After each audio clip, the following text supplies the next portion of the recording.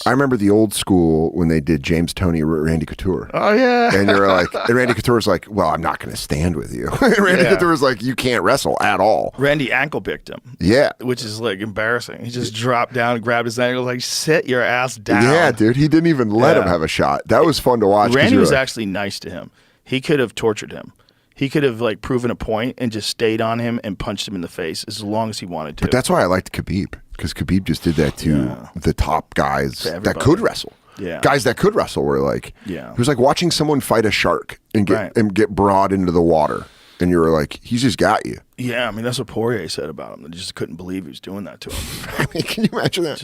You're You're just so good that guys at the top level are like, I can't even quit this guy. Getting mauled by this dude. And he's talking to you. And Poirier tried for a guillotine at one point in time and almost had it. Remember that? Yeah. Yeah, it was pretty tight. Poirier has a nasty guillotine. Was that fight in London, or it was? I think I remember watching. Why do I remember watching it in the afternoon? I do not know. But I remember watching that, and you're like, "Oh, he does." Oh, it was Justin Gaethje. Was that the last fight? Gaethje was the last fight with Gaethje. Did he catch Khabib in something? I think he tried something, and then did all he of a sudden, a triangle or a guillotine.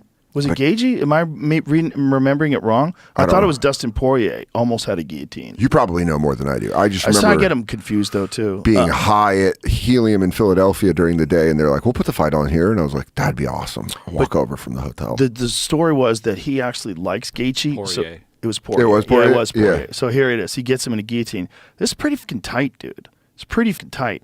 And it would have been much better if he had that right knee engaged. See how Khabib just steps over that right knee? Yeah. He just alleviated a lot of pressure there. But there's still a tremendous amount of pressure on his neck. Yeah. But the key thing here is Dustin tried to scramble and re-engage, but he never got that right knee in play. Khabib kept that right knee from being in play every time. See how he pushed it down and gets sideways? Yeah. That alleviates the pressure from the hips. So now the hips aren't squeezing down on your lower back anymore, which accentuates the pressure on the neck. And now he's out. Yeah. Now he's out.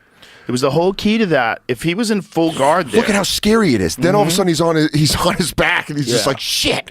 Yep. Well, that's the problem with pulling guard for a guillotine. Right here, right, and then he just switches over, goes over, and now he's just gone on his back. Yeah, and you're just like, also Dustin needs to take a break here because he just exerted an insane amount of energy trying to close the deal.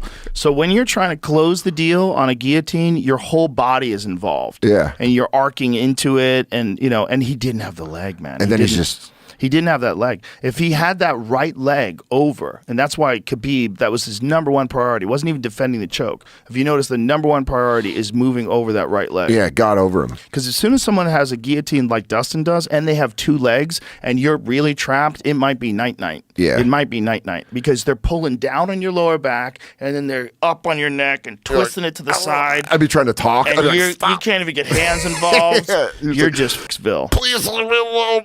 That was what I was saying last night, where you get choked and it changes your voice, and you go like, how can you be so Jesus? But that's just how fucking good Khabib was, yeah. Man. He's so good. And it's almost a tragedy that he never wants to fight again. Because he doesn't, right? It was like the promise he made his dad. It's beautiful. He made his mother. He was going to have one more fight, and that was going to be it. And it's beautiful. Like, that's a great way to go out. And now he's just a badass coach. Yep. And he'll be one of the greatest coaches of all time. And he'll go out as, without a doubt, one of the greatest to ever do it. Yeah. One of the greatest pound to ever for pound. If not the best ever, he's definitely in the argument.